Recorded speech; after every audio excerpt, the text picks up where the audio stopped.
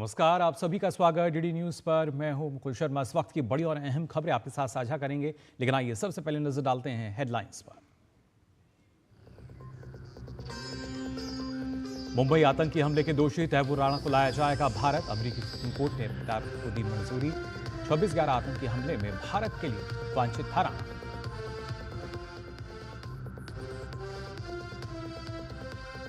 प्रधानमंत्री नरेंद्र मोदी और इंडोनेशिया के राष्ट्रपति की आज दिल्ली में होगी बैठक। द्विपक्षीय संबंधों से जुड़े मुद्दों पर चर्चा के बाद होंगे अहम समझौते।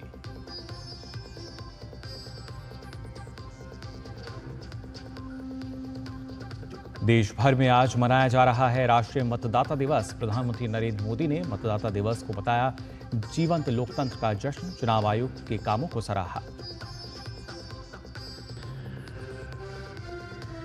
76वें गणतंत्र दिवस की पूर्व संध्या पर राष्ट्रपति द्रौपदी मुर्मू आज देश को करेंगी संबोधित। तिरंगे में रंगे प्रमुख संस्थान और इमारतें। मुख्य समारोह के सजीव प्रसारण के लिए दूरदर्शन की विशेष व्यवस्था।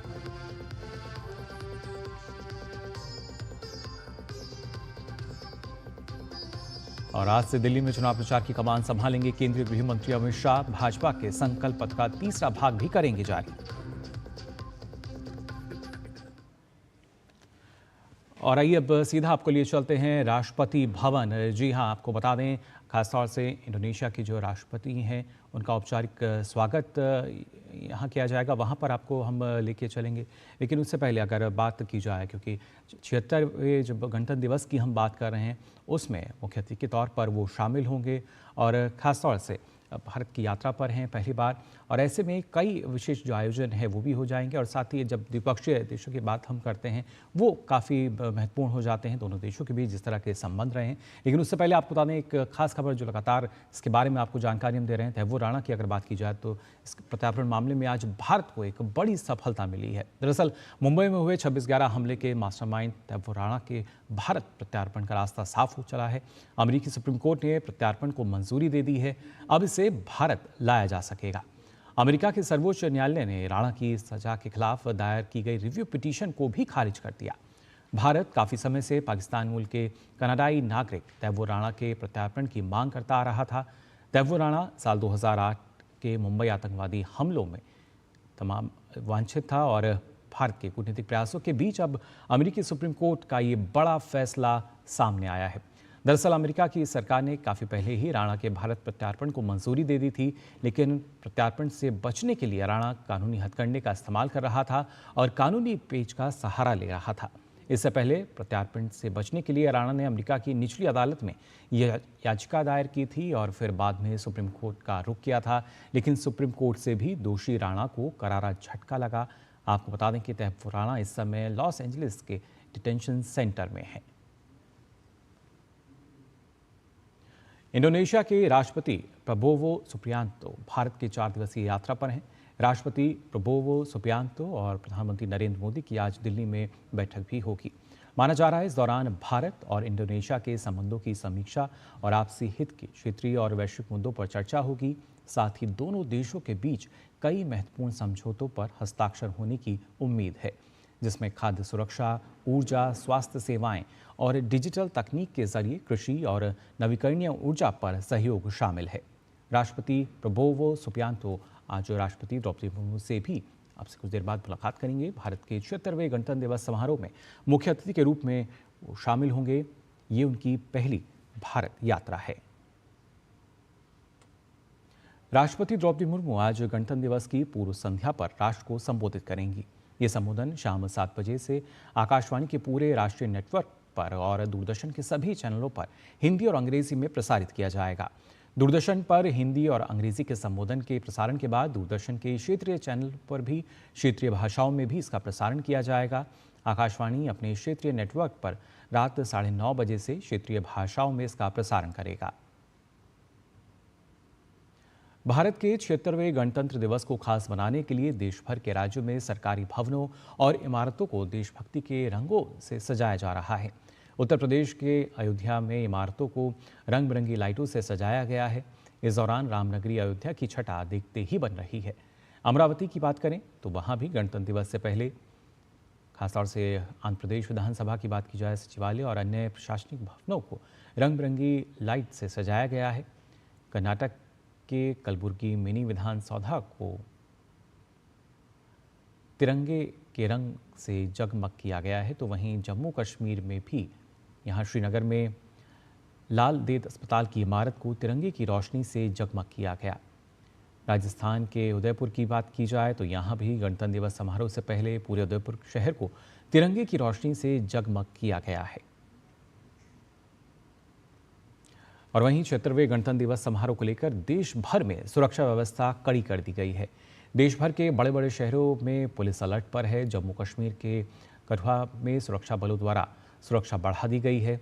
पुलिस द्वारा वाहनों की चेकिंग की जा रही है। वहीं जम्मू कश्मीर के अखनूर में भी सुरक्षा कड़ी कर दी गई है। हरियाणा के अंबाला की बात की जाए तो आप देख सकते हैं यहाँ भी गणतंत्र दिवस से पहले सुरक्षा की दृष्टि से चेकिंग अभियान लगातार चलाया जा रहा है। और 26 जनवरी गणतंत्र दिवस के लिए दिल्ली मेट्रो की जो सेवाएं हैं वो सुबह 3 बजे से शुरू होंगी। ये कदम यात्रियों को कर्तव्य पथ तक पहुंचाने और गणतंत्र दिवस समारोह का हिस्सा बनने में मदद करेगा। यात्रियों की सुविधा के लिए सुबह 6 बजे तक मेट्रो हर 30 मिनट के अंतराल पर चलेगी। इसके बाद पूरे दिन मेट्रो की सेवाएं रेगुलर टाइमिंग के अनुसार संचालित होंगी। दिल्ली मेट्रो ने यात्रियों से अनुरोध किया है कि वे अपनी यात्रा की योजना पहले से बनाएं और इन मेट्रो की जल्दी शुरू की जा रही सेवाओं का उपयोग करके किसी भी तरह की असुविधा से बचें। और आइए अब आपको सीधा ले चलते हैं राष्ट्रपति भवन, जहां पर इंडोनेशिया के जो राष्ट्रपति हैं प्रबोवो सुबियांतो पहुंच चुके हैं। औपचारिक स्वागत यहां उनका होगा।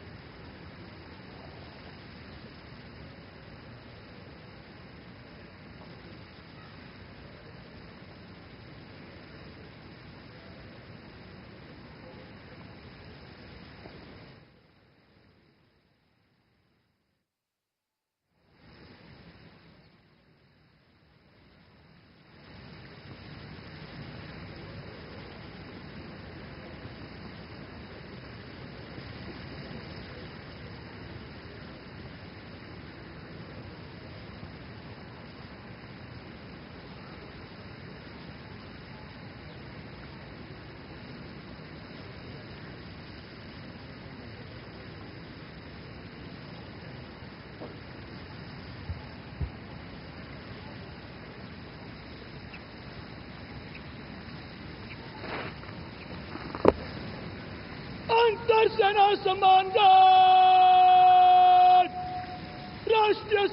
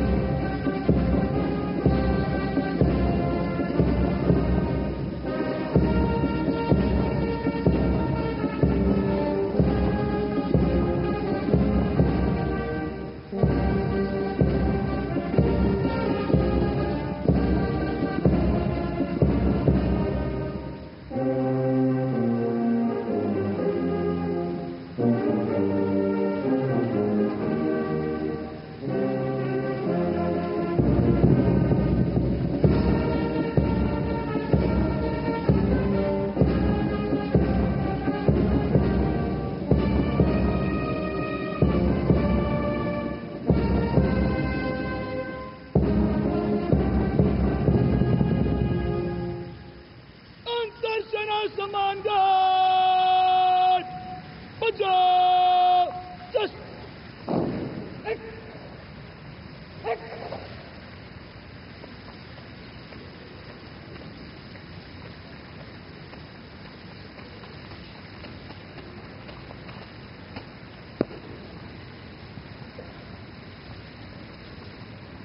श्रीमान अंतर सेना सम्मान गार्ड निरीक्षण के लिए हजरत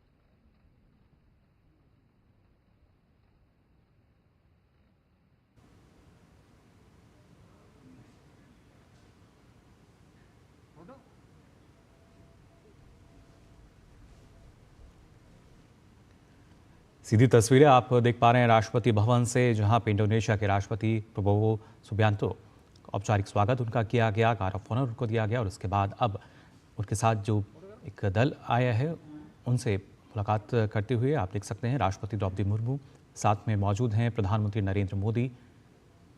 और इससे पहले हमने देखा था कि जो खासतौर से केंद्रीय मंत्री हैं भारत सरकार में, उनसे भी मुलाकात की यहाँ पर इंडोनेशिया के राष्ट्रपति ने। अपनी इस राजकीय यात्रा पर वो हैं और गणतंत्र दिवस 76वें गणतंत्र दिवस की अगर बात की जाए उसमें मुख्य अतिथि हैं।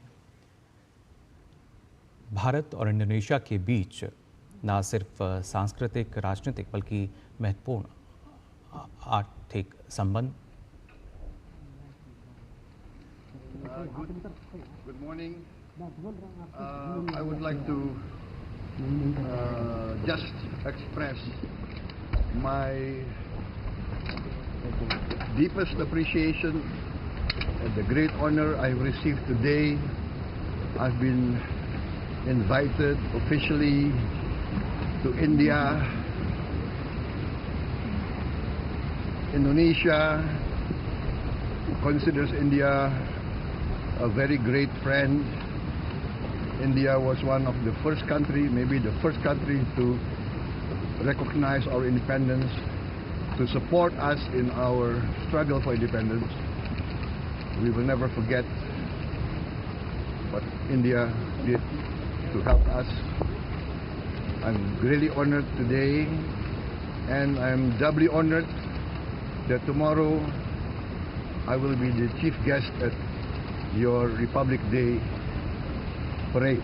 So, Madam President, I would like to express my deepest thanks. Excellency Prime Minister Modi, just like to express to you that I'm committed to promote closer cooperation, closer partnership with India. That is my determination. Thank you very much. Thank you.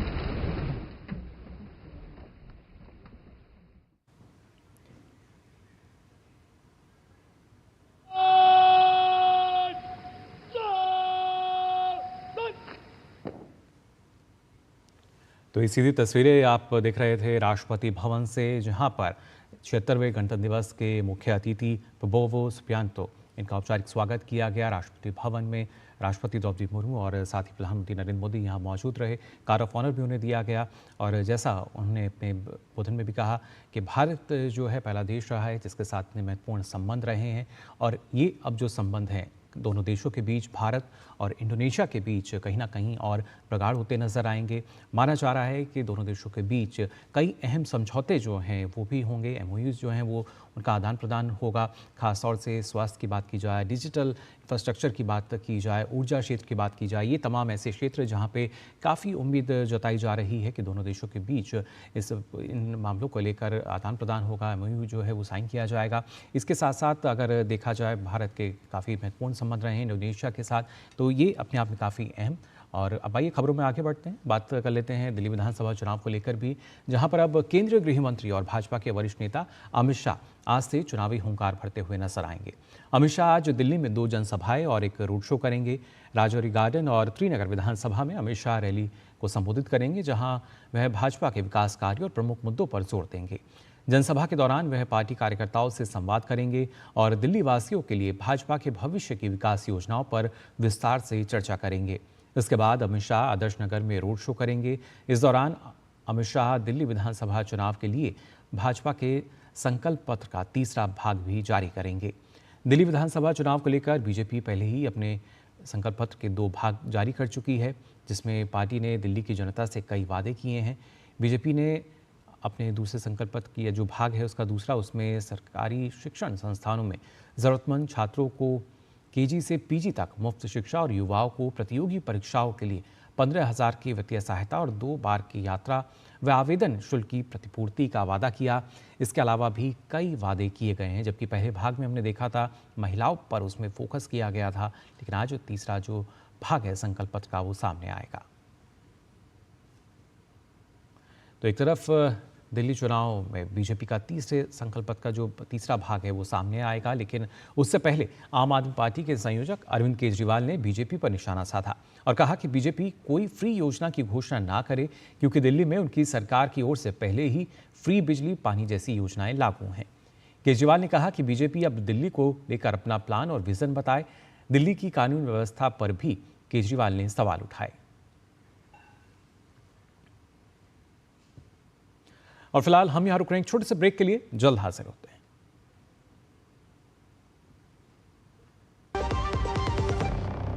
जब धरती चीर कर निकलता है लोहे का पत्थर और मिलता है मोंगिया के जोश से, फिर तपता है, पिघलता है और बनता है फौलाद। अब होता है सरिया सारी खूबियों के साथ। मोंगिया स्टील, मजबूत देश का मजबूत सरिया। मुझे तगड़ा इंसेंटिव मिला। क्या प्लान है? सोच रहा हूँ गवर्नमेंट सिक्योरिटीज में इन्वेस्ट करूँ। बिल्कुल सही सोच रहे हैं आप। अब गवर्नमेंट सिक्योरिटीज में इन्वेस्ट करना आसान हो गया है। पर कैसे? आरबीआई रिटेल डायरेक्ट स्कीम में बिना ब्रोकर के आप इन्वेस्ट कर सकते हैं और आपको आपकी पूंजी पर मिलेगी रिटर्न्स। आरबीआई पोर्टल पर जाइए, मुफ्त में अकाउंट खोलिए और अपने बैंक खाते से सीधे पैसे इन्वेस्ट कीजिए। सुरक्षित, आसान। रिटायरमेंट के बाद मैं भी यही इन्वेस्ट करूँ। बहुत सही कह रहे हैं आप। आरबीआई कहता है जानकार बनिए, सतर्क रहिए।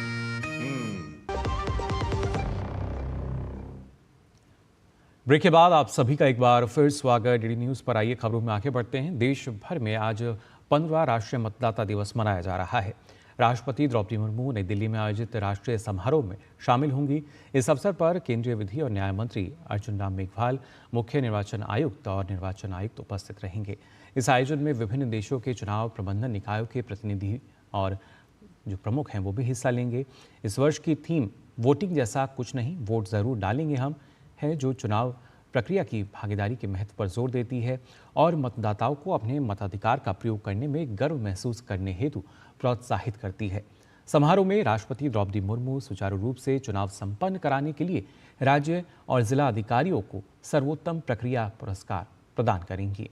इसके लिए देश भर के जिलाधिकारी आज राष्ट्रपति से सम्मान ग्रहण करेंगे। आज देश भर में राष्ट्रीय मतदाता दिवस लगातार मनाया जा रहा है। इस अवसर पर प्रधानमंत्री नरेंद्र मोदी ने अपने सोशल मीडिया प्लेटफॉर्म एक्स पर वीडियो साझा करके कहा कि राष्ट्रीय मतदाता दिवस हमारे जीवंत लोकतंत्र का जश्न मनाने और प्रत्येक नागरिक को वोट देने के अपने अधिकार का प्रयोग करने के लिए सशक्त बनाने के बारे में है। ये देश के भविष्य को आकार देने में भागीदारी के महत्व पर प्रकाश डालता है। हम इस संबंध में उनके अनुकरणीय प्रयासों के लिए ECI की सराहना करते हैं। देश भर में आज मतदाता दिवस मनाया जा रहा है और उसी को लेकर प्रधानमंत्री नरेंद्र मोदी ने एक्स पर अपना ये संदेश लिखा। इसमें उन्होंने कहा कि इन तमाम अनुकरणीय प्रयासों के लिए ECI की सराहना करते हैं।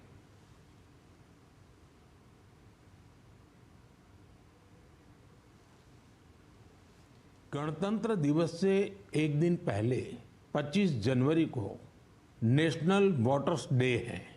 ये दिन इसलिए अहम है क्योंकि इस दिन भारतीय निर्वाचन आयोग की स्थापना हुई थी। इलेक्शन कमीशन, हमारे संविधान निर्माताओं ने संविधान में हमारे चुनाव आयोग को लोकतंत्र में लोगों की भागीदारी को बहुत बड़ा स्थान दिया है।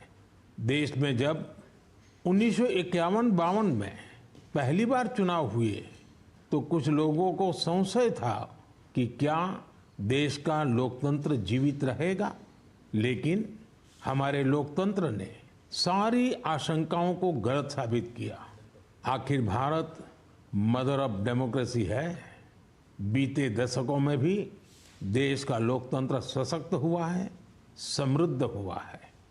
मैं चुनाव आयोग का भी धन्यवाद दूंगा, जिसने समय समय पर हमारी मतदान प्रक्रिया को आधुनिक बनाया है, मजबूत किया है। आयोग ने जनशक्ति को और शक्ति देने के लिए तकनीकी शक्ति का उपयोग किया। मैं चुनाव आयोग को निष्पक्ष चुनाव के उनके कमिटमेंट के लिए बधाई देता हूं। मैं देशवासियों से कहूंगा कि वो ज़्यादा से ज़्यादा संख्या में अपने मत के अधिकार का उपयोग करें, हमेशा करें और देश के डेमोक्रेटिक प्रोसेस का हिस्सा भी बने और इस प्रोसेस को सशक्त भी करें।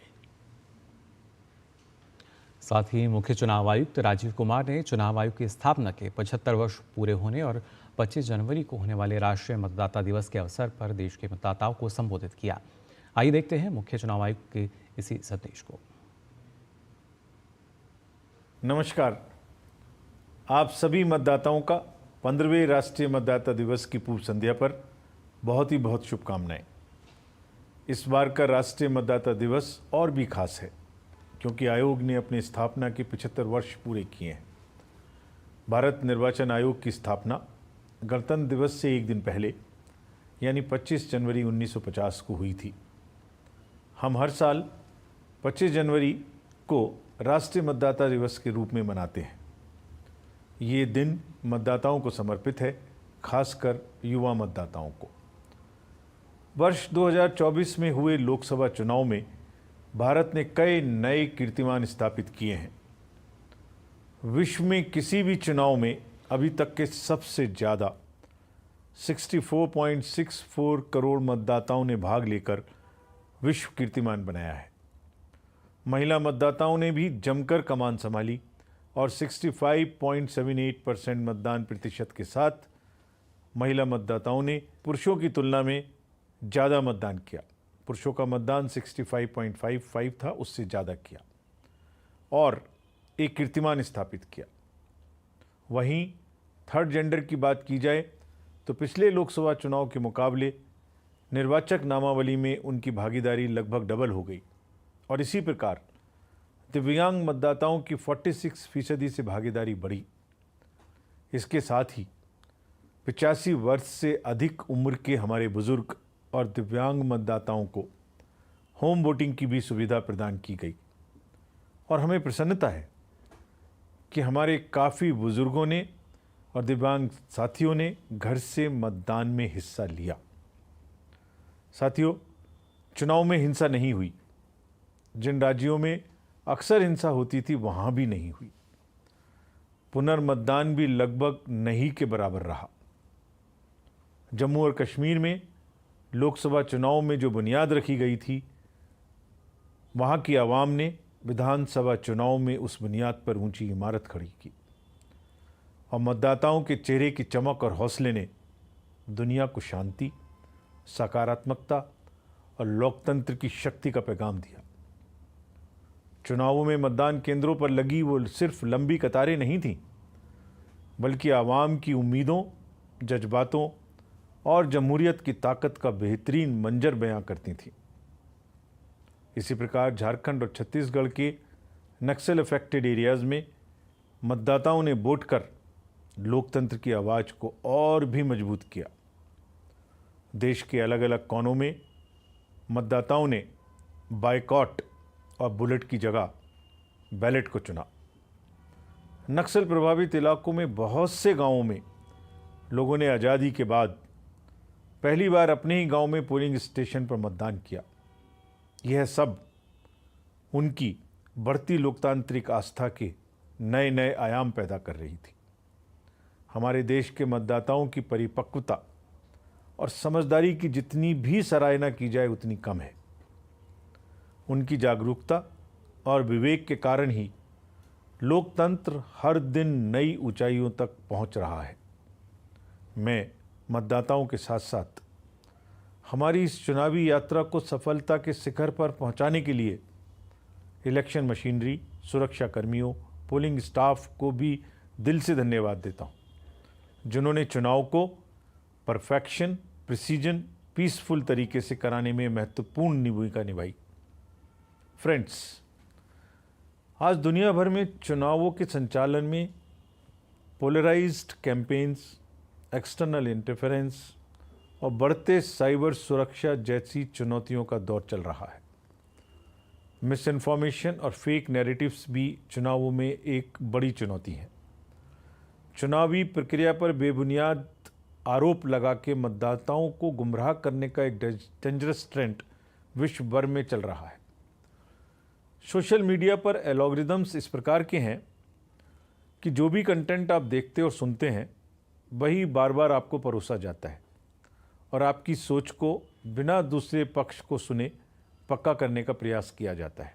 लोकतंत्र हम सबका है, यह हमारी साझी विरासत है जिस पर हर भारतीय मतदाता को गर्व है। पिछले 7 दशकों से हमने मिलकर भारत की लोकतांत्रिक प्रक्रिया को मजबूती से संजोए रखा है। हमारे लिए आपका ट्रस्ट और ट्रांसपेरेंसी सिक्के के वो 2 पहलू हैं जिन्हें हम कभी कंप्रोमाइज़ नहीं होने देंगे। मतदाताओं के साथ साथ राजनीतिक दलों ने भी लोकतंत्र को मजबूत करने में अहम भूमिका निभाई है। यह हम सबकी जिम्मेदारी है और ख़ास तौर पर राजनीतिक दलों की कि चुनाव प्रचार करते समय उन्हें डिसरप्टिव कैंपेनिंग से बचना चाहिए ताकि हमारे युवा भ्रमित होकर चुनावी प्रक्रिया से दूर ना हो। राष्ट्रीय मतदाता दिवस हम सभी को लोकतंत्र और देश के प्रति अपनी जिम्मेदारियों को पूरा करने की याद दिलाता है। आज भारत दुनिया का सबसे बड़ा और विविधता से भरा हुआ लोकतंत्र है। हमें इस बात की खुशी है कि देश में अब वोटर्स की संख्या 99 करोड़ से पार कर गई है और हम शीघ्र ही 100 करोड़ इलेक्टर्स की संख्या पार करने वाले देश बन जाएंगे। यह कई देशों की कंबाइंड वोटर्स की संख्या से भी ज़्यादा है। हाल के वर्षों में हाई वोटर टर्नआउट सुनिश्चित करने में हमारी उपलब्धियां उत्साहजनक रही हैं। हमने पिछले 3 राष्ट्रीय चुनावों में 65% वोटर टर्नआउट के आंकड़े को छुआ है। हालांकि हमें अभी भी एक लंबी दूरी तय करनी है। आइए हम सब मिलकर यह संकल्प लें कि आने वाले चुनावों में मतदाताओं की भागीदारी बढ़ाएंगे, वोट करने जाएंगे और लोकतंत्र को और सशक्त बनाएंगे। क्योंकि वोट जैसा कुछ नहीं, वोट जरूर करेंगे हम। एक बार फिर मैं आप सभी को 15वें राष्ट्रीय मतदाता दिवस की शुभकामनाएं देता हूं। जय हिंद। तो वोट जैसा कुछ नहीं, वोट ज़रूर करेंगे हम, ये थीम इस बार के मतदाता दिवस की, और उसके पक्ष में ही अपना संबोधन यहाँ पर दिया मुख्य निर्वाचन अधिकारी ने। अब आइए अब आगे बढ़ते हैं। आपको बता दें, कश्मीर को देश के कई हिस्सों से जोड़ने वाली वंदे भारत ट्रेन का ट्रायल रन किया गया। अत्याधुनिक सुविधाओं से लैस वंदे भारत ट्रेन नई दिल्ली से शुक्रवार शाम श्री माता वैष्णो देवी कटरा रेलवे स्टेशन पहुंची। जम्मू रेलवे स्टेशन पर बड़ी संख्या में मौजूद यात्रियों ने ट्रेन का स्वागत किया और इसे लेकर उत्साह जताया। खासतौर पर लद्दाख के निवासियों ने इस ट्रेन के लिए प्रधानमंत्री नरेंद्र मोदी का धन्यवाद किया। आपको बता दें कि 11 जनवरी को रेल मंत्री अश्विनी वैष्णव ने वंदे भारत एक्सप्रेस का एक वीडियो शेयर किया था, जिसमें ट्रेन की नई सुविधाओं के बारे में भी बताया गया था।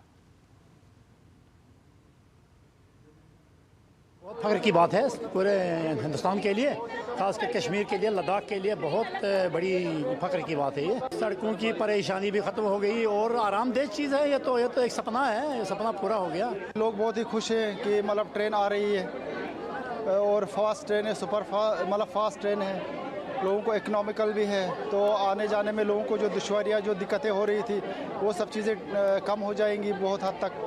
जैसे बारिश में, विंटर्स में बहुत ही दिक्कत होती थी, नेशनल हाईवे में कभी ट्रैफिक जैम, कभी रोड तो हादसे वगैरह होते थे। वो सब उस चीज़ों से बच के जो है बारिश में, बर्फ़ में जो है गाड़ियाँ चलेंगी। तो इसमें क्या बोलते हैं, जदीद किस्म के जितने भी टेक्नोलॉजी है उसको अप्लाई किया गया है। तो हमें लगता है इंशाल्लाह कि ये बहुत ही अच्छी ट्रेन होगी और लोग इसमें एंजॉय करेंगे सफ़र। सर ये था कि हम लोगों को बड़ा ट्रैवल करने में मुश्किल आती थी, ड्यूटी जाना होता था, पहले ही सोचना पड़ता था कैसे ट्रैवल करेंगे, कैसे जाएंगे। अब तो ये ट्रेन लगी है वंदे भारत, हमारे लिए बहुत बड़ा खुशी का पल है। हम बयान नहीं कर सकते कि कितने खुश हैं। बड़ी बार बारिश का सामना करना पड़ता था, रुक जाते थे, कभी ऐसा होता था कि ऐसी जगह सिग्नल भी नहीं आता था, फ़ोन नहीं कर पाते थे कि सर हम कहाँ पहुँचे हैं अभी।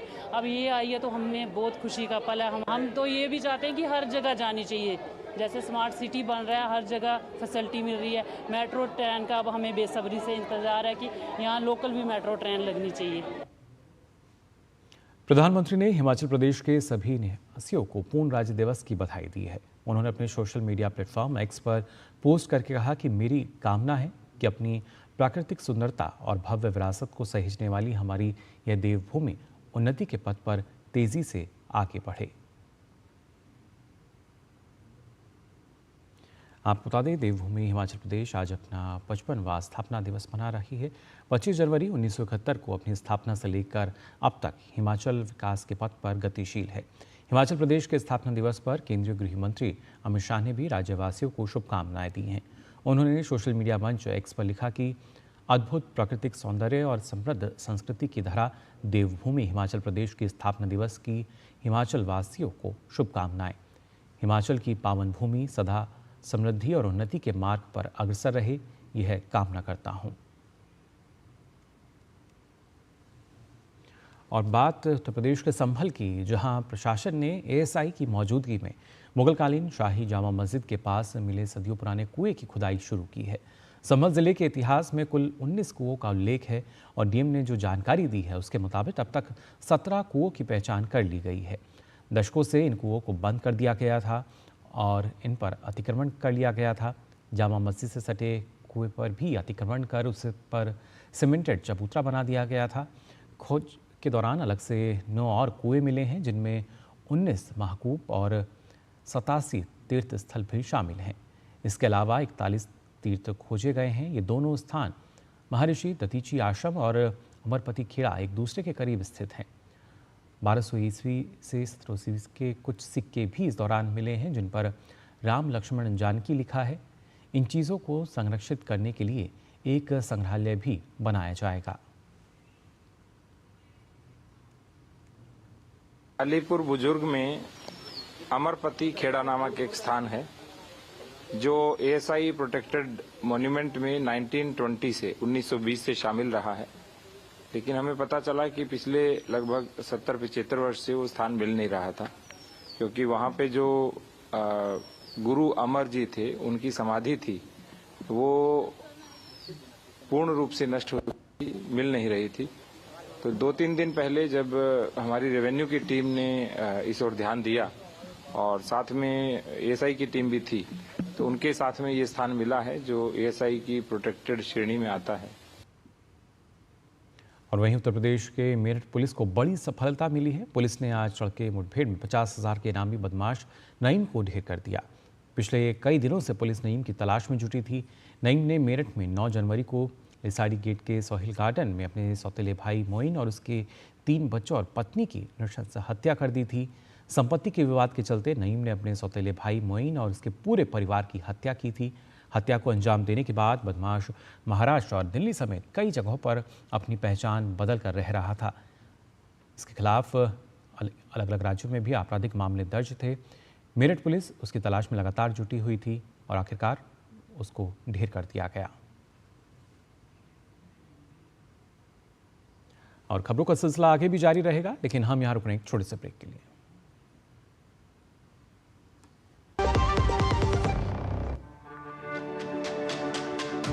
मेरी पसंद, मेरी पसंद, मेरी पसंद, मेरी पसंद, हमारी पसंद, हम सबकी पसंद। मजबूत देश का मजबूत सरिया होंगे स्टील। ब्रेक के बाद आप सभी का एक बार फिर स्वागत DD न्यूज पर। और आइए बात करते हैं महाकुंभ की।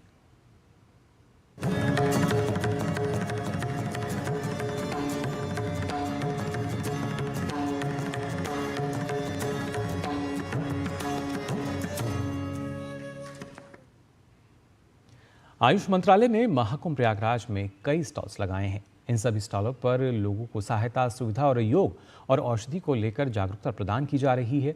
यहाँ योग का शिविर भी चलाया जा रहा है। आयुष मंत्रालय के सौजन्य से एक आयुष अस्पताल भी संचालित हो रहा है। इस अस्पताल में श्रद्धालुओं को दवाएं दी जाती हैं और आगे की दवा के लिए भी उसी पर्चे पर निर्देशित किया जाता है। आइए देखते हैं खास रिपोर्ट।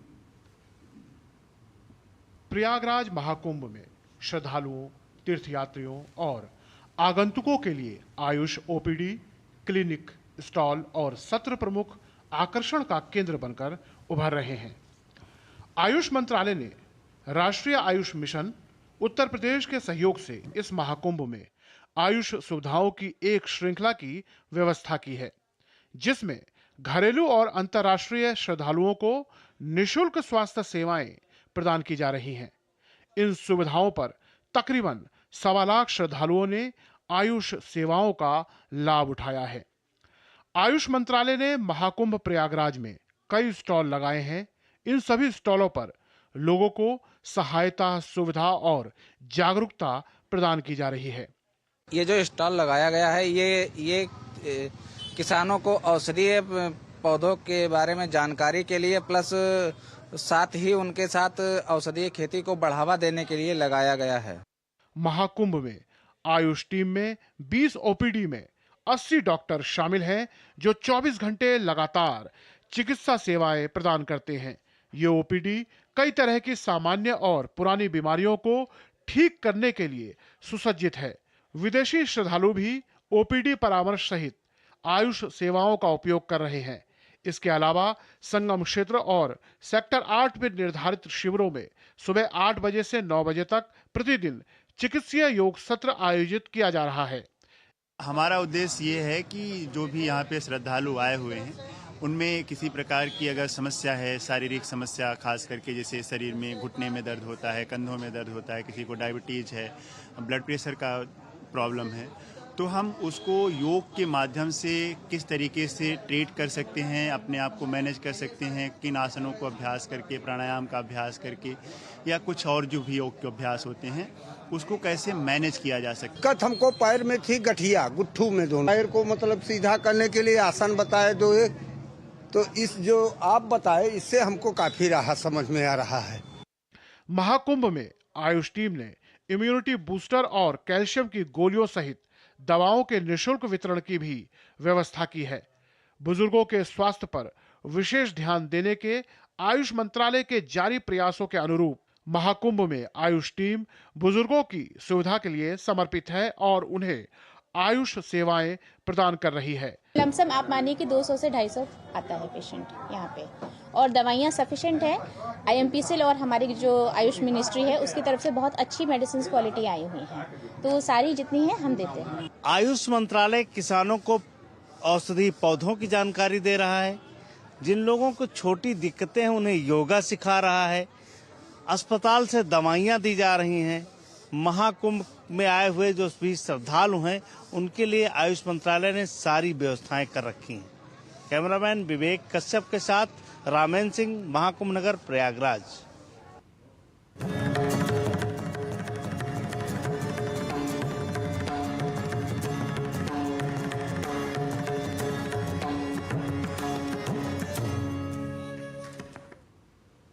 और कई खबरों में आगे बढ़ते हैं। कश्मीर के 2 दिव्यांग क्रिकेटर आमिर और Majid physical disability champions trophy जीतने वाली भारतीय टीम का हिस्सा थे। हमारे संवाददाता नारायण सिंह के साथ विशेष बातचीत में उन्होंने बताया कि कैसे हाल के वर्षों में कश्मीर में खेलों में काफ़ी बदलाव आया है। फिजिकल डिसेबिलिटी चैंपियंस ट्रॉफी में भारत का शानदार प्रदर्शन रहा और इनॉग्रल एडिशन में भारतीय खिलाड़ियों ने इंग्लैंड को फाइनल मुकाबले में एक बड़े मार्जिन से हराया और ट्रॉफी अपने नाम की। इस वक्त हमारे साथ है टीम के 2 खिलाड़ी की दोनों के दोनों कश्मीर से हैं, आमिर और माजिद। आमिर, अपने प्रदर्शन के बारे में बताइए। प्रदर्शन बहुत अच्छा रहा, हर किसी का कंट्रीब्यूट बहुत अच्छा था, चाहे टीम से बाहर था कोई लड़का टीम में था, हर किसी का सपोर्ट था। बस यही था दिमाग में कि यहाँ से ये ट्रॉफी लेके जाना है, इंडिया लेके जानी है, और चाहे सामने पाकिस्तान हो, इंग्लैंड हो या श्रीलंका हो, हर टीम के साथ 2-2 मैच हुए, लीग मैच। एक मैच हम फाइट करके हार गए लास्ट पे इंग्लैंड के साथ। जो काम कोच ने हमारे साथ किया, बहुत बढ़िया काम, चाहे रोहित जिलानी सर हो, राम सर हो। दर्शक भी बड़े उत्सुक रहते हैं जब भारत पाकिस्तान का मैच होता है। जी बिल्कुल, प्रेशर तो रहता है, लेकिन वो प्रेशर किसी को दिखाना नहीं पड़ता है सर। जब भी आप पाकिस्तान के अगेंस्ट खेलते हो तो सर प्रेशर आपको अंदर ही ख़त्म करना पड़ता है। तो बाहर अगर आपका दिख रहा है प्रेशर तो आप खेल नहीं पाओगे। सो दैट्स व्हाई आपको पूरा कंसंट्रेट गेम पे ही करना होता है। तो पाकिस्तान के साथ अच्छा 1 साइडेड गेम हुआ हमारा, तो काफ़ी अच्छा लगा उनको हरा के। तो आमिर, अगर बात करें कि कश्मीर में काफ़ी बदलाव दिख रहा है, खेलों के प्रति काफ़ी खिलाड़ी जो हैं न केवल क्रिकेट में, हर क्षेत्र में कश्मीर से आ रहे हैं, तो क्या बदलाव दिखता है कश्मीर में भी आपको? जी सर, सही बात है आपकी। पिछले 6-7 साल से अभी कश्मीर का जो सपोर्ट्स है अभी बहुत बदल चुका है, चाहे क्रिकेट का क्रेज़, फुटबॉल का क्रेज़ या पैरा ओलंपिक की। माजिद, अगर बात करें डिफरेंटली एबल खिलाड़ियों की, तो क्या क्या चैलेंजेस होते हैं और क्या एक दिमाग में रहता है कि इनको ओवरकम करना है और परिस्थितियाँ कभी विपरीत भी होती है, तो कैसे इन चैलेंजेस को आप जीतते हैं? जी सर, बिल्कुल आपकी बात सही है कि जैसे फिजिकल डिसेबल प्लेयर जो उसको ये दिखाना नहीं पड़ता है सर ग्राउंड में कि जैसे आप खेल रहे हो ग्राउंड में, तो उसका पूरा ना अपना कॉन्सेंट्रेट गेम पे करना होता है। तो वहाँ पे नहीं दिखता है सर हम फिजिकली हैं या वहाँ पे नॉर्मली खेलना पड़ता है। तो इसीलिए दिमाग में यही होता है कि जो भी हमारी अपोजिट टीम है उसको हराना ही है, आपको 100% देना ही है अपना। किस तरह से कश्मीर में बदलाव हो रहे हैं, खेलों में जो परिवर्तन आए हैं, सभी खिलाड़ी हर क्षेत्र में बेहतरीन प्रदर्शन करते हैं और यही सिलसिला चलता रहेगा, जिस तरह की बात आमिर और माजिद ने कही। कैमरा पर्सन उत्तम के साथ नारायण सिंह, DD न्यूज़, दिल्ली। तो फिलहाल के लिए इस बुलेटिन में बस इतना ही। आगे आप देखिए नवचेतना की एक और नई कड़ी। मुझे दीजिए अनुमति। नमस्कार।